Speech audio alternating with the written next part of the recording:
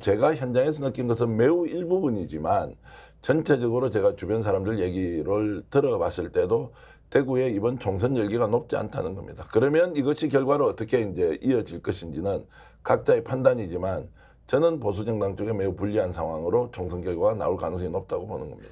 출구 조사를 할 때 연령대별 투표율도 조사를 하거든요. 네네. 출구 조사를 할 때보다 명확해질 것 같아요. 지난번에 60대 이상이 80%가 넘게 나왔거든요. 근데 근데 60대 이상이 딱 60대예요. 60대고 70대, 80대, 90대로 넘어가면 숫자도 조건이야. 투표율도 툭툭툭 떨어집니다. 아무래도 그래요? 이제 거동이 불편하신 분들이 많기 때문에. 네. 근데 지금 60대 이상 80% 중에서 지난번에 4050이 60대로 좀 이전을 했기 때문에 네. 이게 또 어떤 의미가 될지는 모르겠습니다. 저는 그리고 또 하나 특이한 현상을 발견했는데 20, 30대가 사실은 투표하기 싫어하는 선거가 이번이었거든요. 근데 2030 분들한테 물어보니까 100분 토론에서 유시민 이사장하고 그러니까 유시민 작가하고 김진 씨 이분이 전 논설위원이잖아요. 그때 100분 토론에서 한 것 때문에 매우 화가 나 있더라고요. 뭐냐면 김진 씨가 그랬잖아요. 2030이 망친 거 60대가 회복하자 뭐 이런 얘기 했었잖아요. 청년들이 망친 거, 젊은이들 망친 거. 그러니까 하는 말이 아니 기껏 표줘서 뽑아줬더니 지난번 대선 때도 사실은 2030의 힘이 컸잖아요. 그랬더니 우리가 망쳤다고 우리 탓을 한다. 그래놓고 이번에는 우리 보고 또 표를 달라 그런다. 미친 거 아니냐 이제 이런 얘기들을 하는 거예요. 그러면 일단 이런 정서가 잘하면 지네가 잘한 거고 못하면 우리 탓이다. 이렇게 생각하는 20대, 30대들이 되게 많아요. 억울하다는 취지로. 그러면 이분들의 표가 어디로 갈 수 있겠냐. 그러니까 제가 봤더니 20대나 30대는 전체 유권자의 예를 들면 한 70% 정도가 투표를 한다고 치더라도 20대들이 투표한 거는 50% 정도밖에 안 된대요. 왜냐면 설문조사를 해봤더니 꼭 투표하겠다는 층이 이 정도였다는 거예요. 그러면 일단 기본적으로 한 20대, 그러니까 18세부터 39세까지가 한 1,300 몇십만이라고 보고 그 중에서 50% 정도가 꼭 투표를 한다고 이제 생각을 해보면 이 50%는 분노의 투표를 할 예정인 거고 이 50%가 분노의 투표를 하면서 어느 당에게 표를 줄 것이냐. 본인들을 욕하고 본인들 때문에 나라가 망쳤다고 하는 이분들에게 사실 표를 줄 마음은 그렇게 없어 보이고 또 게다가 그 정당에서 이분들을 위해서 뭔가 해주겠다고 나서는 것도 하나도 없는 거거든요. 그러면 이분들이 아까 말한 것처럼 놀러 간다 하더라도 어쨌든 표는 찍고 간다. 내 힘을 보여주마. 이런 식으로 지금 이번에 조금 개별적으로 뭉친 것 같아요. 그러니까 뭐 무슨 다 연대해서라기보다는 다들 조금 화가 많이 나 있고 내지는 우리들의 힘을 한번 좀 보여주고 싶다 이런 의미에서 그렇다고 친다면 지금 아까 뭐 대구도 그렇고 여기도 그렇고 그랬지만 일단은 진보가 결집한 것 같고 보수는 조금 분열되어 있는 것 같고 또 보수 중에서도 성향이 좀 중도층이 하던 젊은 층이나 이런 분들의 표가 갈 데가 없어가지고 개혁신당 쪽으로 많이 가거나 조국혁신당 쪽으로 많이 가거나 저희 소나무 쪽으로 조금 올 가능성이 있어 보인다. 그렇게 되면 결론적으로 물론 4월 10일 총선 끝나고 나면 생각보다 이 투표율이 높지 않을 수 있어도 그 표의 양상이라든가 그동안에 해놓은 여러 가지 것들을 비교해 보면 오히려 이 보수 쪽에서는 아마 딱 무릎을 치고 아 우리가 잘못했다 할 것 같아요. 결집에는 동인이 있어야 되지 않습니까? 그렇죠. 이유가 있어야 하는데 지금 윤석열 대통령에 대한 지지율 TK, PK 뭐 심상치가 않습니다. 좀 안 좋다는 거죠. 그런데 이제 후보 전략에서도 부산 수영의 장해찬 후보와 지금 정연욱 후보지 않습니까? 이 두 사람이 단일화를 못하고 있으면서 오히려 감정의 골이 깊어지면서 민주당이 어부지리하는 상황이 올 가능성이 있고요. 대구 중랑구에도 이제 도태우 후보하고 김기웅 후보라고 이번에 뭐 갑작스럽게 전략공천을 했습니다. 여기도 김기웅 후보죠. 여기도 이제 지금 막 치열하게 접전 양상을 보이고 있고요. 판세에 대한 것보다는 상황이 왜 이래 한 목소리 내기도 정말 힘든 반에 왜 이러느냐. 그리고 경북 경산에 가면 이제 지금 실제로 최경환 부총리 친박 원조지 않습니까? 여기가 이제 조지현 후보하고도 이렇게 접전 양상을 벌이고 있는데 이런 후보 전략에서도 보면 뭔가 보수 정당이 한 목소리를 내고 하기에는 오히려 보수의 본산이라고 하는 대구 경북과 부산 경남 쪽에서 이런 분열 양상이 야 그러면 우리가 한번 모여서 투표라도 한쪽으로 쏠려서 해보자 이렇게 에너지가 생기지 않는 이제 이런 이제 그 특이한 우리가 현상을 보고 있다. 그래서 이게 이제 과연 남아 있는 이틀 동안 어느 정도 결집을 해낼 것인가에 대해서 저는 여전히 의문을 갖고 있고요. 그럼에도 불구하고 오늘 아침 뭐 조간신문, 방송 모든 언론은 일단 초박빙 상태로 계속하고 있다고 해서 그렇죠. 저런 분석이 맞느냐는 또 생각이 좀 들더라고요. 근데 마치 그런 것 같아요. 주가를 예측하기, 근데 속마음으로는 예측하고 있는데 사람들한테 말할 때는 이게 그 오를지 내릴지는 한두 가지 변수 때문에 아직까지는 미지수다. 뭐 이렇게 말하는 게 전문가들로서는 가장 안전한 방법이잖아요. 아니 그게 맞다니까요. 김준일 평론가 지금 고소당했다니까요. 국민의힘에서. 왜냐하면 MBC에서 무슨 평론하는데 여의도 연구소에서 나온 것을, 이게 국민일보에 나온 기사였는데 여의도 연구소에서 조사한 내용을 반영하지 않고 왜 딴 얘기하면서 너가 우리 당을 깎아내리느냐. 이것 때문에 고발을 당했다는 거예요. 이게 말이 돼요? 그러니까 정상적으로 말을 할 수 있는 상황이 아니라는 거잖아요. 하물며 시사평론가들마저도.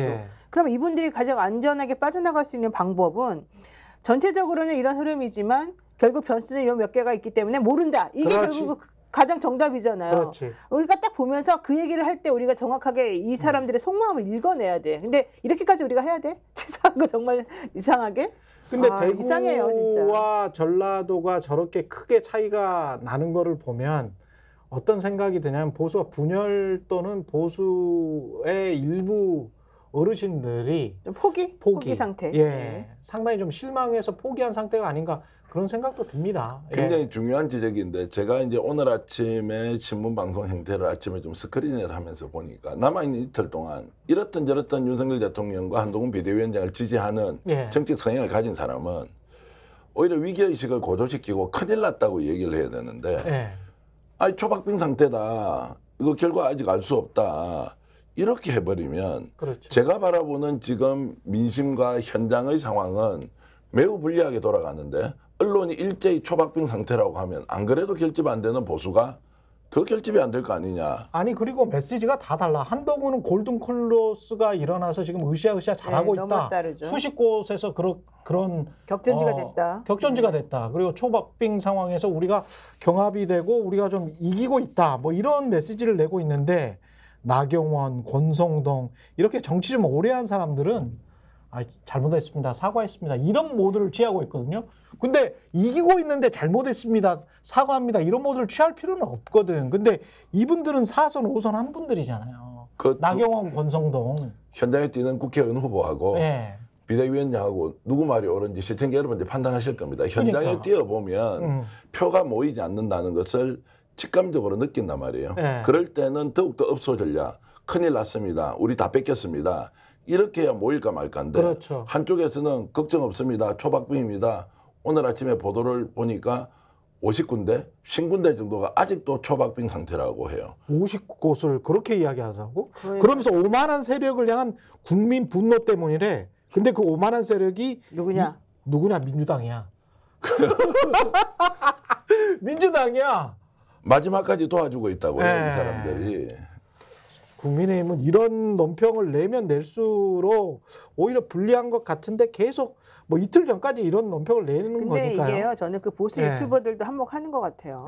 보수 유튜버들은 계속해서 사실은 실질적인 제대로 된 분석을 하지 않고 코인을 이제 받으려고 하는 그런 잠재적인 욕망이 있는 것 같아요. 오늘만 살자. 왜냐하면 아니 어쨌든 그들은 만약에 안 되면 책임을 전가할 사람이 있기 때문에 그렇죠. 일단 오늘은 우리 잘 되고 있습니다 이러면서 으쌰으쌰 해줘야지 그 방송을 보는 분들이 기분이 좋아져가지고 야 너 시원하다 너 잘한다 이러면서 슈퍼챗 같은 것도 쓰고 막 후원을 많이 한다는 거예요.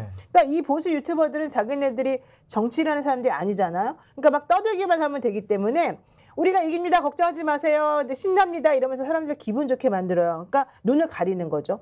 그렇게 한 다음에 막 슈퍼챗 같은 거 받아갖고 부자가 돼요.